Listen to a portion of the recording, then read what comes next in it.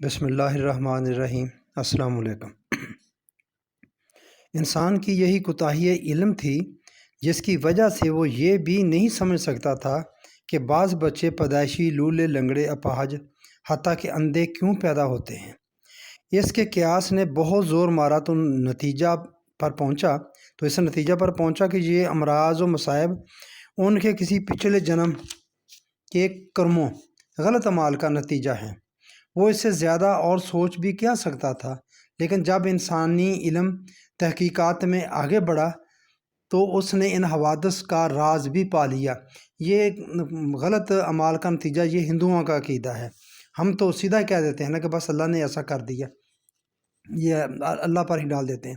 لیکن جب انسان علمی تحقیقات میں آگے بڑھا تو اس نے ان حوادث کا راز بھی پا لیا۔ چنانچہ اب ترقی یافتہ اقوام کا یہ عالم ہے کہ وہاں پہلے اس جوڑے کا جو شادی کا خواہاں ہو طبی معائنہ کرتے ہیں، یہ دیکھنے کے لیے کہ وہ کسی ایسے مرض میں مبتلا تو نہیں جو موروثی طور پر بچے میں منتقل ہو جائے۔ اس طرف سے مطمئن ہو جانے کے بعد وہ رحم مادر میں جنین کی حالت کا معائنہ کرتے رہتے اور اسے وہیں ضروری سامان حفاظت بہم پہنچاتے رہتے ہیں۔ ان علمی انکشافات اور حسن تدابیر کا نتیجہ ہے کہ ان اقوام میں بچے بالعموم تندرست و توانا پیدا ہوتے ہیں۔ یہ میڈیکل سائنس، اس میں اتنی انہوں نے ترقی کر لی ہے کہ پہلے سے وہیں سے نگہداشت شروع کر دیتے ہیں۔ ان کے ہاں اس شعبہ میں مزید تحقیقات کا سلسلہ جاری ہے تاکہ بچوں کے ان نقائص و اسقام کی مدافعت کا بھی انتظام کیا جا سکے جو ابھی ان کی گرفت میں نہیں آئے۔